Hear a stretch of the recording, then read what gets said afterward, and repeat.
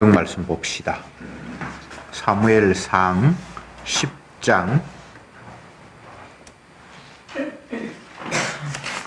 1절부터 13절까지 교독하겠습니다. 1절에 이에 사무엘이 기름병을 취하여 사울의 머리에 붓고 입 맞추어 가로되 여호와께서 네게 기름을 부어사 그 기업의 지도자를 삼지 아니하셨느냐. 네가 어느 날을 지나가다가 베냐민 경계의 세사에 있는 라헬의 묘실 곁에서 두 사람을 만나느니 그들이 네게 이르기를 네 안에 찾아갔던 암나귀들을 찾은지라. 내 아내가 암나귀의 염려는 놓았으나 너희를 위하여 걱정하여 가로되 내 아들을 위하여 어찌하리요 하더라 하시기로. 네가 거기서 더 나아가서 다볼 상수리 나무에 이르면 거기서 하나님께 뵈려고 베델로 올라가는 세 사람이 너와 만나리니 하나는 염소새끼 셋을 이끌었고 하나는 떡 세 덩이를 가졌고 하나는 포도주 한 가죽 부대를 가진 자라. 그들에게 대화하고 떡 두 덩이를 주고 너는 그 손에서 받으리라. 그 후에 네가 하나님의 산에 이르리니 그곳에는 블레셋 사람의 영문이 있느니라. 네가 그리로 가서 그 성읍으로 들어갈 때에 선지자의 무리가 산당으로부터 비파와 소고와 저와 수금을 앞세우고 애언하며 내려오는 것을 만날 것이요. 내게는 여호와의 소식이 나리니 너도 그들과 함께 애언을 하고 변하여 그 사람을 되리라. 이 징조가 네게 임하거든 너는 기회를 따라 행하라. 하나님이 너와 함께 하시느니라. 너는 나보다 앞서 가까이로 내려가 내가 네게로 내려가서 번제와 화목제를 드리리니 내가 네게 가서 너희 행할 것을 가르칠 때까지 7일을 기다리라. 그가 사무엘에게서 떠나려고 몸을 돌이킬 때에 하나님이 새 마음을 주셨고 그날 그 징조도 다 응하니라. 그들이 산에 이를 때에 선지자의 무리가 그를 영접하고 하나님의 신이 사울에게 크게 임함으로 그가 그들 중에서 예언을 하니 전에 사울을 알던 모든 사람이 사울의 선자들과 함께 애언함을 보고 서로 이르되 기스의 아들의 당한 일이 무엇이뇨? 사울도 선자들 중에 있느냐 하고 그곳에 어떤 사람은 말하여 이르되 그들의 아버지가 누구냐 한지라. 그러므로 속담이 되었거든 사울도 선지자들 중에 있느냐 하더라. 사울이 애언하기를 마치고 산당으로 가니라. 아멘. 10장으로 넘어왔는데 읽은 내용들을 다시 한번 간추려 보면 선지자 사무엘이 사울에게 기름을 부었고 이건 하나님의 지시에 따른 겁니다. 그러면서 사무엘이 사울에게 지시하기를 네가 이제 돌아가라 라고 하면서 앞으로 일어날 일들에 대해서 사무엘이 먼저 예언을 합니다. 네가 길을 가다가 어떤 사람을 만날 텐데 이제 베냐민 경계를 지나서 그러니까 이제 이스라엘은 그때 12지역으로 나누어 놨잖아. 그죠? 그래서 이 사람들이 잃어버린 나귀를 찾기 위해서 아마 남의 경계까지 왔는가 보죠. 네가 돌아가라고 하면서 돌아가는데 베냐민 경계에 이르면 어떤 사람을 만날 텐데 그 사람들이 너를 알아보고 너희 아버지가 암나귀는 이미 찾았고 너희들이 돌아오지 않아서 걱정한다. 그런 사람을 만날 것이다. 그 이야기를 해줬고 또 더 가다 보면 베델로 올라가는 어떤 사람들을 만날 텐데 그들과 더불어 또 네가 뭔가를 받을 것이다. 그들이 제사 지내기 위해서 염소 3마리 또 떡 3덩어리 포도주 한 가죽 부대를 가지고 가는데 떡 2덩이를 너에게 줄 것이다. 그런 이야기를 하고 또 더 가다 보면 이제 길갈에 가는데 그곳에는 네가 기다리고 있어라. 내가 그곳에 도착을 해서 하나님 앞에 화목제와 번제를 드릴 것이다. 이런 예언들을 했는데 정말 선자의 말을 듣고 길을 가는데 가다가 베냐민 경계에서 어떤 사람을 만나서 아버지가 나귀를 찾았다. 그 일이 벌어졌고 또 베델로 올라가는 어떤 사람을 만나서 그에게 떡을 2덩이를 받고 그때 성신이 임했다. 여호와의 신이 임했다. 그리고 이제 길갈로 내려갔다. 그래서 거기서 또 선자들을 만났는데 하나님의 은혜가 임하니까 사울도 선지자들과 함께 예언을 하고 선지자의 무리와 하나가 되었다. 이런 이야기가 오늘 본문에 기록되어 있습니다. 우선 사울이 기름을 부음 받았다라는 부분부터 생각을 해보아야 되는데, 기름을 붓는다는 것은 뭔가 직분을 주는, 기능을 부여하는, 임무를 부여하는 어떤 그런 외형적인 모습입니다. 이스라엘은 예전에 왕이 없었으니까 왕은 제외해두고 제사장을 세울 때 이제 기름을 부어서 그에게 머리에 안수해서 제사장 직분으로 세웠고, 또 선지자들도 기름을 부어서 하나님의 직분을 주었습니다. 그런데 이제 처음으로 왕이라는 제도가 이스라엘에게 생기니까 그에게도 하나님께서 기름을 붓게 하셨습니다. 기름 부음.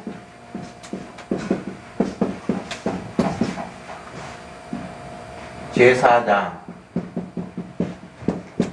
그 다음에 선지자, 이 세 번째 이제 왕인데, 이 3번은 이전에는 없었잖아요. 제사장도 있었고 선지자도 있었는데 이들은 이미 하나님에 의해서 기름을 부어서 직분을 부했다는, 이 기름을 붓는다라는 게 이제 분리한다라는 의미도 있고, 분류, 나누는 거예요. 이제 이 사람은 너희들과 다르다. 예를 들어서 제사장 지파를 레위 지파로 하나님께서 분리를 하시고, 그 제사장 중에도 아론의 그 계열들을 제사장 일을 하고, 나머지 레위 지파 사람들은 제사장 하는 일에, 제사 지는 일에 돕는 일을 하라, 이렇게 하나님께서 지시하셨잖아요. 그렇게 해서 분리를 자꾸 시키거든요. 근데 분리한다는 게 잘못 생각하면 그 사람들은 굉장히 높고 나머지는 수준이 낮은 사람인 것처럼 이해를 하는데 그건 아니에요. 이스라엘 백성들도 그렇게 해서 왜 너희들만 제사장 노릇을 하고 우리는 허드렛 일을 시키냐라고 반항을 하고 막 그랬잖아요. 이스라엘의 그 지파들이. 그런 개념은 아니고 하나님께서 뭔가 특별한 직분을 주셔서 기능, 역할, 사명을 감당하는 것을 이제 외형적으로 기름을 부어서 직분을 이제 부여를 하는데, 이게 신약시대 마지막으로 넘어가면 예수님이 이제 메시아잖아요. 메시아라는 단어의 뜻이 기름 부음 받은 자거든요. 그래서 예수님은 왕도 되고 제사장도 되고 선지자도 되는 그런 역할들이 이제 한꺼번에 다 모이는 것을 나중에 만날 수 있는데, 여기서 기름 부음이라는 의미가 벌써 앞으로 오실 메시아를 내다보는 그의 기능과 역할들을 담아서 지금 왕에게, 사울에게 기름을 붓는 장면이 나타납니다.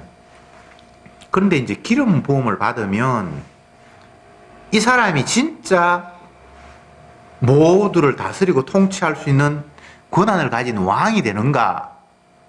그건 아니에요. 첫 번째 왕은 실패하는 모습을 보여주는데, 두 번째 왕 다윗은 하나님 기뻐하시는 왕의 모습을 보여주거든요. 근데 그 두 왕의 차이가 뭔가 하면, 사울은 정말 자기가 대빵인 줄 착각을 했어요. 진짜 왕이라서 마음대로 다스릴 수 있고 마음대로 할 수 있는 것처럼 착각을 하면서 월권을 행하기도 하고 자기가 싫은 사람들을 마음대로 죽이기도 하고, 그야말로 권력을 막 휘두르는 그런 실패의 왕의 모습을 보여주는데, 하나님에 의해서 세워진 두 번째 사울 기뻐하는 다윗, 그 왕은 절대 자기가 왕이 아니에요. 여호와 하나님이 다스린다. 그분이 우리의 왕이야.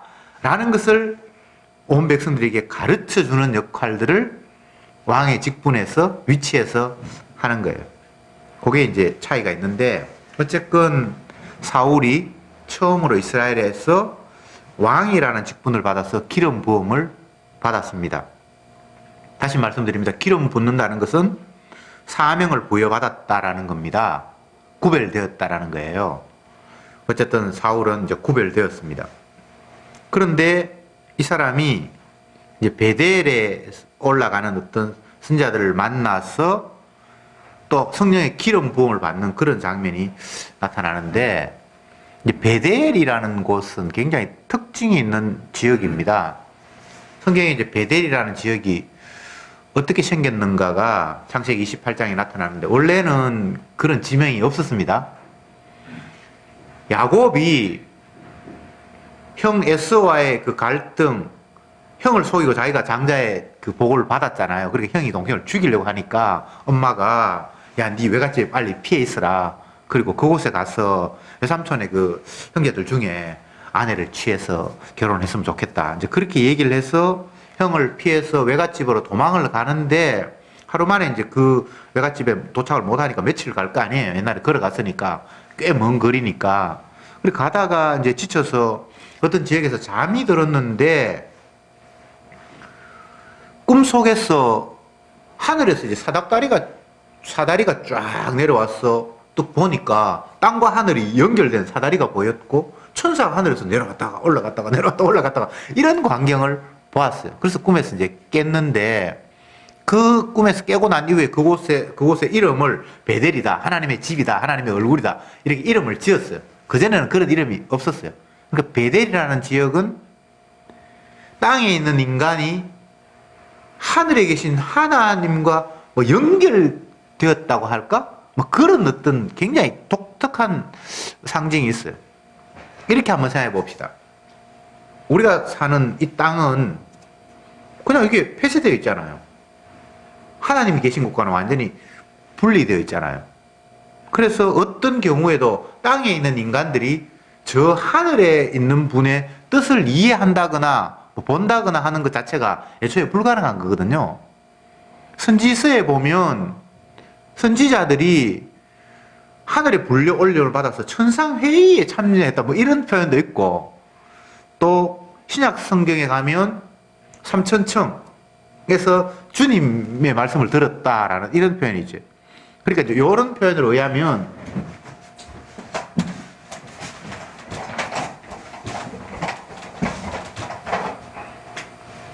이게 땅이라면 이게 하늘이에요. 원래 하늘과 땅은 연결되어 있지 않잖아요. 차단되어 있잖아요. 하나님을 볼 수도 없고, 우리가 그냥 별을 하늘이라 그러는데 성경에서는 그런 개념이 아니고, 완전히 우리가 있는 죄인이 있는 이 공간과 거룩하신 하나님이 계신 공간이 분리되어 있잖아요. 그런데 베델이라는 곳에서 이 하늘과 땅이 뭔가가 구멍이 나서 사다리가 내려와서 천사가 오르락 내려가는 이런 광경을 봤다. 그게 이제 베델이라는 지명이거든요. 예수님이 세례요한에게 세례를 받고 요단강에서 물을 내서 올라오실 때에 하늘에서 성령이 비둘기처럼 머리 임했다. 그게 똑같은 이런 거하고 똑같은 상황이에요. 그렇게 되어버렸을 때 더 이상 인간들이 땅에서 갇혀있는 그런 인식, 가치, 사고방식, 생활 양식 자체가 이 사실은 문제가 있는 거예요. 위를 바라보지 못하고 그와 연결되지 않으면 이 땅은 폐쇄된 공간일 수밖에 없는 거예요. 그런 폐쇄된 공간에 어느 한 지점에 구멍이 뚫려서 연결되는 어떤 독특한 상황이 발생했다. 그게 이제 베델이라는 의미예요. 지금 앞으로 사울이 또 이스라엘의 왕이 장차 오실 메시아가 기름 부음 받은 그가 하늘과 땅을 연결해 주는 그런 기능을 할 것이다라는 걸 이미 여기서 이야기 속에 담고 있는 거예요. 한 인간이 이 땅이라는 곳에 갇혀 있는 상태에서 이 땅을 넘어 하늘에 계신 하나님의 뜻을 안다. 그거 다 거짓말이에요. 있을 수 없는 이야기예요. 그러면 성경에서 하나님의 뜻을 안다는 사람이 있는데 어떻게 되냐? 그건 하늘에서 구멍이 뚫려서 뭔가가 그에게 임했을 때, 여기에는 보면 여호와의 신이 그에게 임하고 뭐 이런 식으로 하나님의 신이 그에게 임하고 이런 식이 될 때만이 가능한 거예요. 근데 사울이 여호와의 신이 임했잖아요. 베델에서. 그 하나님과 뭔가 구멍이 뚫려서 뭔가 알았잖아요. 근데 이게 오래 안 가요. 나중에 되면 악신이 임해가지고 엉뚱한 짓 하거든요. 이게 이 땅에서 인간이 기름 부음 받은 사명받은 자의 한계예요. 이 땅에서 사명받은 인간의 한계. 하늘에서 뭔가 와도 그는 여전히 한계에 갇혀 있어. 그러나 이 한계를 넘어서는 분이 유일하게 신약에서 예수님이에요. 이제 그 이야기를 이렇게 다 담고 있는 거예요. 아니, 이 사람이 하늘에서 구멍이 뚫려서 여호와의 신이 임했는데 왜 나중에 엉뚱한 짓 합니까? 이렇게 우리는 물을 수 있잖아요. 이 땅의 인간은 그래요. 그러나 이들에게 기름이 부어졌다, 하늘에서 구멍이 뚫려서 주님과 뭔가 연결되었다라는 이 모습은 진짜 앞으로 하나님과 연결될 아들이 있다라는 것을 미리 보여주는 한 힌트라고 그렇게 이해하시면 됩니다. 모든 인물들, 성경에 나타난 구약 인물들, 모세, 아브라함, 또 이런 인물들, 다윗, 전부 다 예수님을 보여주는 모형이지 예수님하고 똑같지 않습니다. 그들 죄인이에요. 아시겠죠? 그렇게 이제 구약을 이해하시면 됩니다.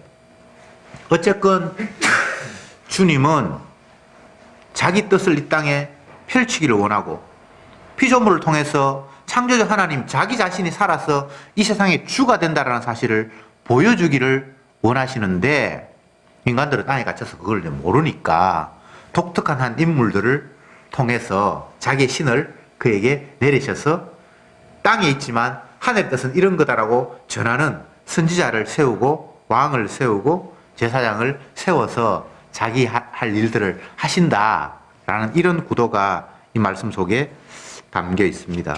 전부 다 예수님의 모습이죠. 장차 오실 예수님의 모습이죠. 그러면 이제 인간의 입장에서 한번 생각해 봅시다. 사울은 그냥 자연인이에요. 아버지와 더불어 나귀 키우면서 밥 먹고 살았다 이 말이죠. 모든 인간이 다 그렇잖아요. 그 외에 이 땅에서 땅에 갇힌 인간이 자기 생업을 유지하면서 사는 그 외에 다른 방법은 없잖아요. 사울이 특별히 나쁜 사람이거나 그런 사람이 아니에요. 세상에 있는 사람들 중에 한 사람 그냥 견본으로 뽑은 건데, 그 사울이 나귀를 잊어버려서 아버지의 지시에 따라서 종 한 명 데리고 나귀 찾으러 사방을 다니다가 선지자를 만났고 선지자에게 졸지에 머리에 기름 부음을 받아서 이스라엘의 지도자라고, 너는 이 백성들을, 이 기업을 이끌 지도자다라고 그렇게 이야기를 들었단 말이죠. 여기에서 이제 우리가 또 생각을 해봐야 될 것이, 인간들은 자기의 삶 외에는 다른 뭔가가 없어요. 땅에 있는 인간들이 지 사는 거 외에 다른 관심이 없어요. 저와 여러분도 똑같지 않습니까? 내 사는 그게 관심이 있지. 다른데 뭐 관심이 있습니까? 근데 이게 이상한 게, 이렇게 생각해 봅시다. 나의 현실, 주의 현실. 모든 인간은 자기 현실을 살아요. 사울은 아버지의 지시에 따라서 잃어버린 나귀 찾으러 갔고, 이것 외에 다른 현실은 없어요. 땅과 하늘은 막혀 있어서 땅에 있는 인간이 하늘의 뜻을 알 도리가 없는 것처럼, 구멍이 뚫리지 않은 한은 하늘의 사실을 어떻게 압니까? 선지자가 하나님 앞에 불려 올려 받고 가서 하늘에서 회의가 열리는 걸 봤다고 했을 때 그건 그 사람에게만 해당되는 거예요. 모세가 시내산에 올라가서 사람들 아무도 접근하지 못하도록 해놓고 하나님의 음성을 들었을 때는 이게 하늘의 뜻이 지금 연결이 된 독특한 한 사람이 딱 점 찍어진 거예요. 그렇지 않은 한은 어떻게 알겠습니까? 청와대에 모여서 비밀 회의를 했다. 그건 그 자리에 참석해야만 아는 거지. 바깥에 있는 사람들이 공부 열심히 한다든지 예측이 대단하다든지 공부를 많이 했다든지 해서 결코 그 안에서 어떤 일이 벌어지는 걸 모르잖아요. 다시 말씀드립니다. 인간은 땅의 현실 외에, 자기 현실 외에는 몰라요. 나는 나의 현실 외에 관심이 없어요. 그런데 놀랍게도 나의 현실이 전부라고 생각을 했는데 딱 보니까 주님께서 덮치셔서 인간의 현실을 말고 하나님이 자기 현실을 딱 들이미는 거예요.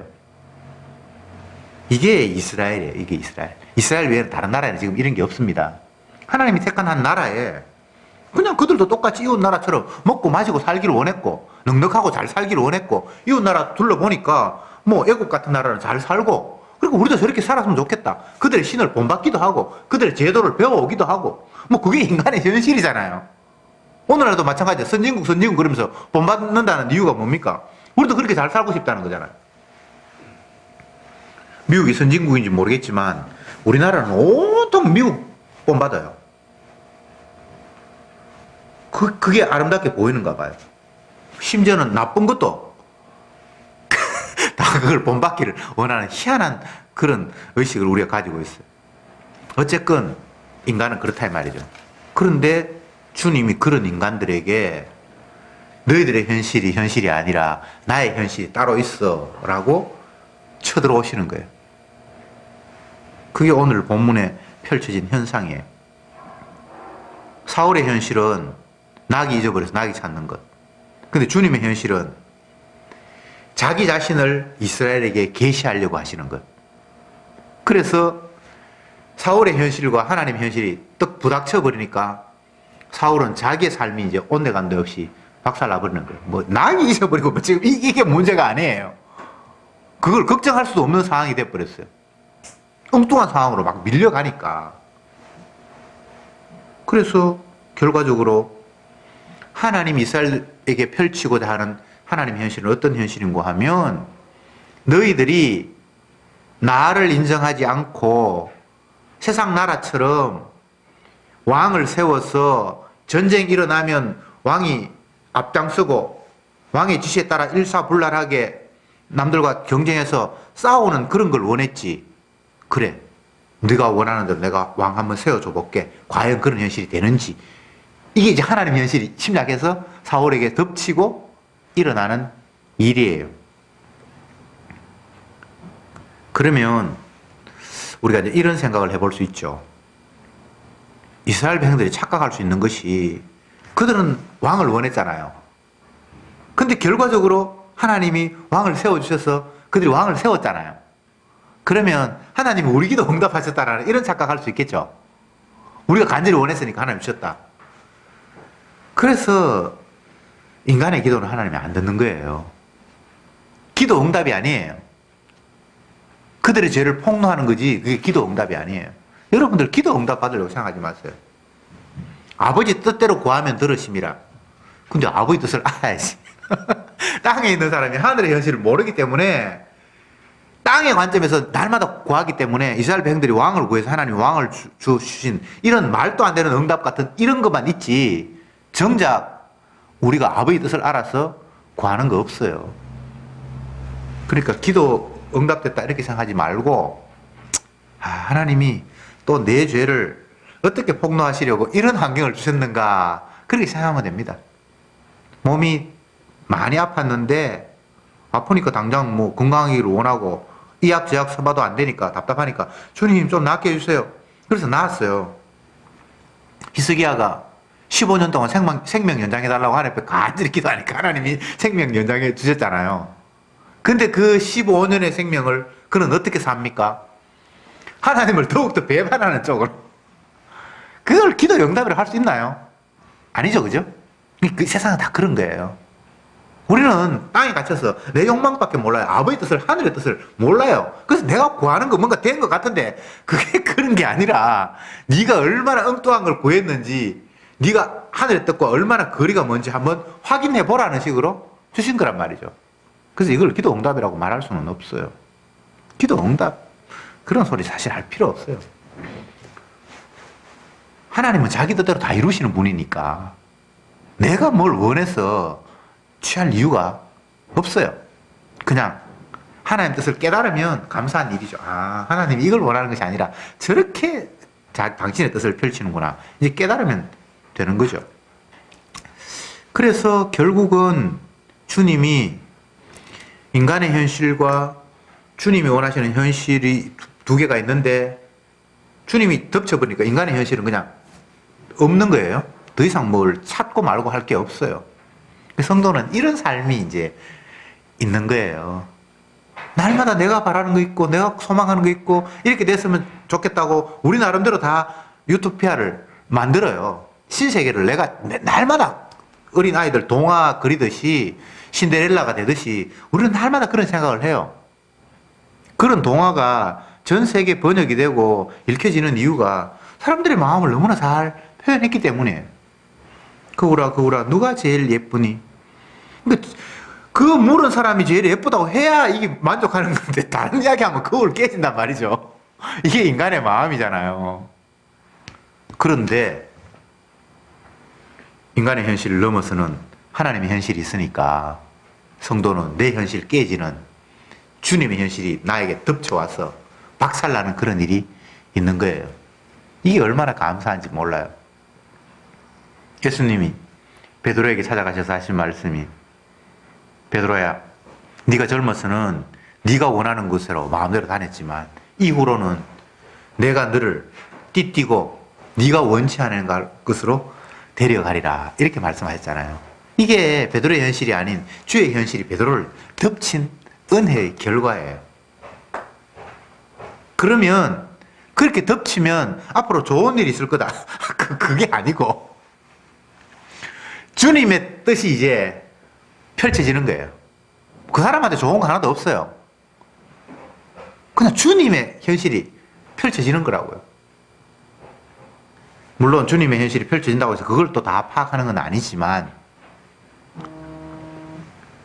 그래서 성도의 입장에서는 나의 삶이라는 게 없어요. 주님의 일이 있을 뿐이에요.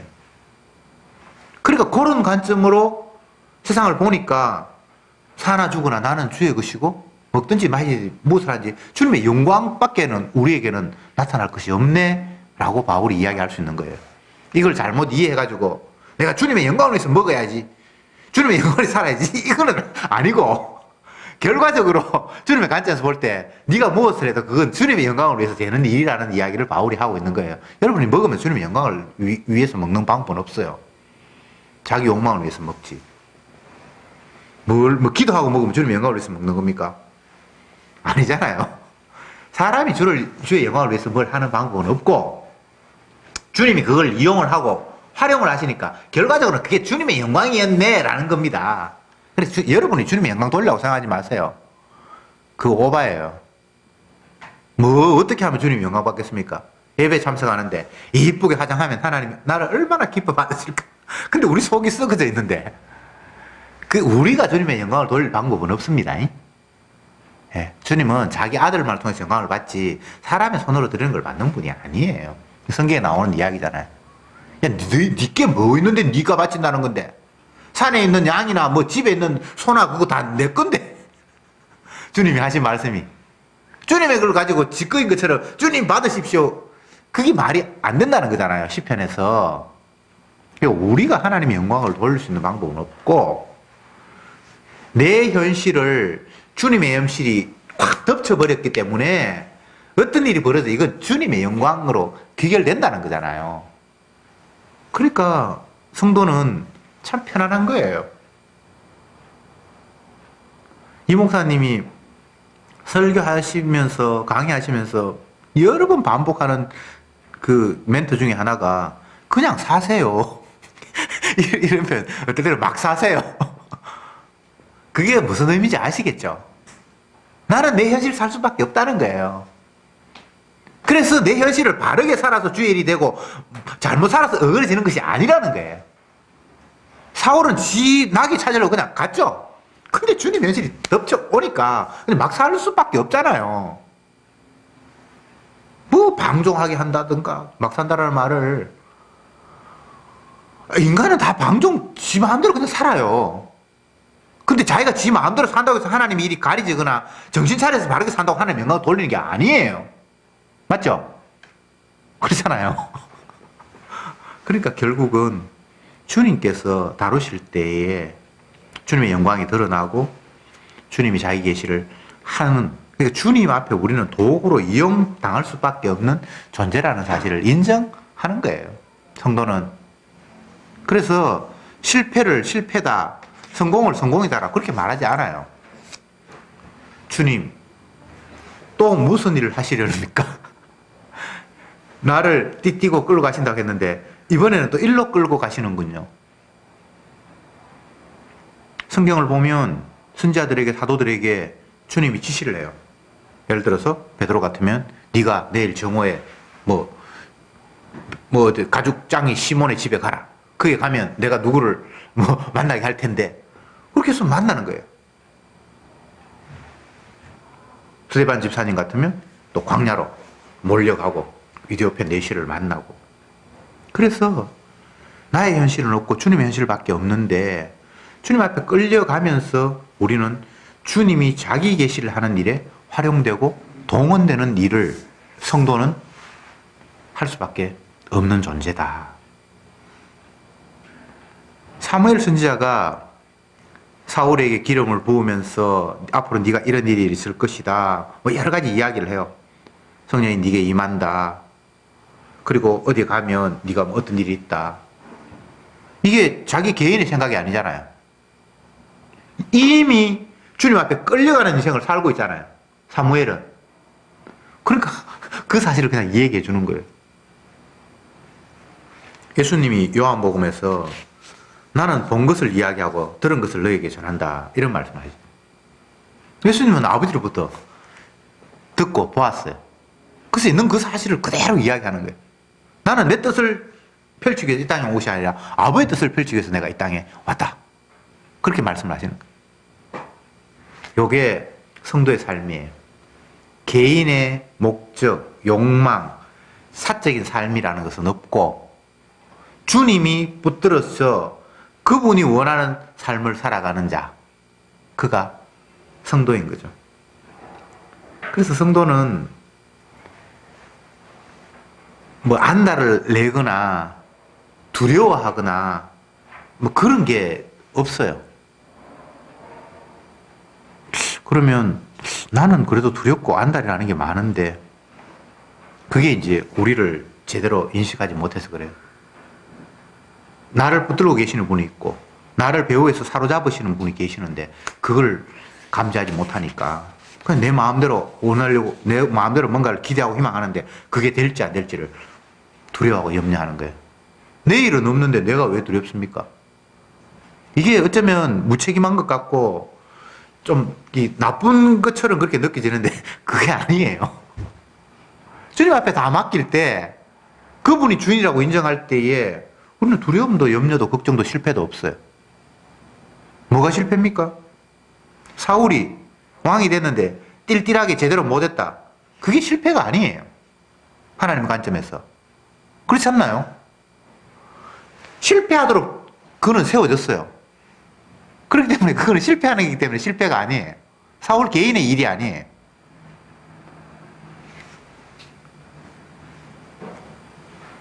땅의 관점, 나의 관점으로 바라보면 답이 없어요. 여러분은 어떤지 모르겠는데 제 개인을 놓고 볼 때에 저도 날마다 동화를 그려요. 환상을 할 일이 없어서 그런지 오만 잡다한 생각을 다 하는데 세상에 별별 모습도 다 돼보기도 하고 내가 이상한 자리에 다 가보기도 하고 왕이 되기도 하고 예. 전 세계를 사람들 다 모아놓고 설교하기도 하고 별별 상상을 이제 다 하는데 이러면 이런 문제는 어떻게 할까? 그것까지 다 상상을 해보거든요. 근데 답이 없어요. 땅의 관점에 머물러 있으면. 성도는 눈에 보이지 않는 그 줄이 예수님과 함께 탯줄을 연결되어 있거든요. 그래서 그 탯줄을 연결하신 그분, 하늘의 사닥다리가 내려와서 그분의 뜻을 전하는 마치 주사약이 이렇게 침투되듯이 그것과 별개로 나를 독립적으로 생각을 해버리면 답이 안 나와요. 땅의 관점으로 아무리 이 문제를 풀어보려고 해도 답이 없어요. 왜냐하면 땅이 전부가 아니라 하늘에서 땅을 조정하고 있기 때문에 그래요. 여러분, 이 땅에 인간들이 살기 좋은 나라 만들려고 오만 정치제도 다 만들고 규율을 정하고 법령을 만들고 훌륭하다라는 지도자를 세우고 하죠. 근데 이 살기 좋은 세상이 됩니까? 지식이 쌓이면 그 노하우, 이 지식이 발달해서 더 나은 뭔가가 될 거라고 사람들이 생각을 하잖아요. 근데 안 그렇다라는 사실이 자꾸만 폭로가 되는 거예요. 옛날에 지었던 건축물 같은 거 텔레비전에서 보면 뭐 그리스의 로마의 신전이 뭐 약 2000년 전에 돌로 지었다고 그러는데 지금 세계적인 유명한 건축가들이 그런 걸 연구해봐도 도대체 이 사람들이 어떻게 이렇게 지었는지 이해를 못한다고 합니다. 너무나 뛰어나기 때문에. 차강이 알아서 들어오고 뭐 여러 가지가 하나하나가, 그리고 그 당시에 그 커다란 돌을 50m 되는 돌기둥을 16개 세워서 신전을 만들어 놨다고 하는데 사람이 이게 아름들을 안을까 말까 하는 정도의 크기가 50m 연결했는 거 아니고 기둥 하나가 50m짜리가 사람의 아름다리보다 큰 그 18개 세웠는데 그걸 어떻게 옮기겠어요? 그 무게를 톤으로 한번 계산해 보세요. 50m짜리 돌을. 근데 그런 돌이 있었는지도 모르겠어요. 어쨌든 그런 걸 삐져가지고 이렇게 만들었는데 포크레인도 없고 중기도 없고 어떻게 그걸 옮겨서 그 위에 뭐를 쌓았는지 아무리 생각해도 노하우가 쌓이고 알 것 같은데 모른대요. 그것뿐만이 아닙니다. 제가 이야기하는 건 지식이 쌓여서 더 나은 지식이 되는 것도 그것도 아니라는 이야기를 제가 하고 있는 거예요. 이야기가 좀 많이 벗어나 버렸는데 다시 본문 돌아가서 말씀 마칩시다. 인간은 분명히 자기 현실이 있습니다. 그런데 그보다 더 큰 주님의 현실이 있어요. 주님이 성도에게 자기 현실 살라고 너 현실 살으라고 뒷받침해주고 격려해주는 분이 아닙니다.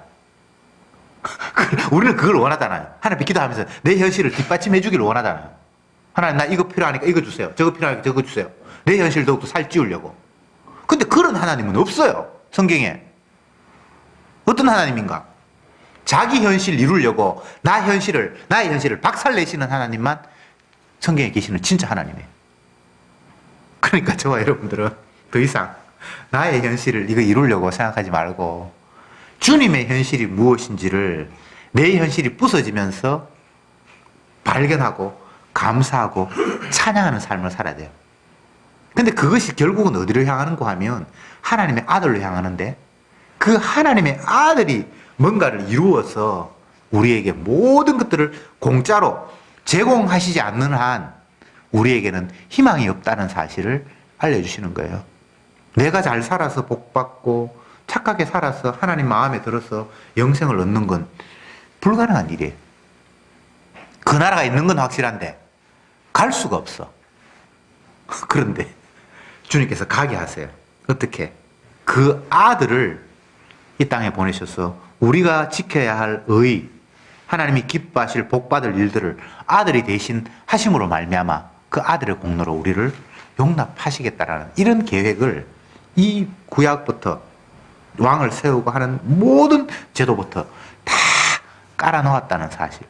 그래서 우리에게는 그 아들의 행하심에만 유일한 소망이 있구나. 내가 무엇을 해서가 아니라 나는 날마다 내 행동이 주님 앞에 부서지고 깨어지고 주님의 현실로 끌려가는 속에 주가 이루신 일 때문에 나에게 오늘도 이런 은총이 쉬지 않고 계속해서 베풀어지고 있구나. 그래서 성도는 저 앞에 감사할 뿐이구나, 찬양할 뿐이구나 라는 답을 주님은 우리에게 주셨습니다. 기도합시다. 주님, 감사합니다. 세상에 수많은 나라가 있지만 이스라엘을 세우셨고 이스라엘 가운데 수많은 사람이 있지만 사울을 세우셔서 기름 부으셨고 이 모든 일이 어떤 개인이 좋으라고 하시는 일이 아니라 예수 그리스도가 세상에 주라는 사실을 나타내시려고 주께서 펼치시는 일이셨습니다. 저들에게도 날마다 내 욕망, 내 꿈이 있을지언정 그것이 실현되고 그것이 펼쳐지는 것이 좋은 것이 아니라 주님의 현실을 펼치기 위해 내 현실이 부서지는 것이 성도의 현실이라는 사실을 말씀을 통해서 또한 확인했습니다. 부서지고 깨지면서 주님의 뜻이 증거될 때에 예수 그리스도만이 우리에게 유일한 희망이라는 사실을 깨달을 때에 온전히 그 주님만 찬양하는 저들이 되게 해 주옵소서. 예수님의 이름으로 기도드립니다. 아멘.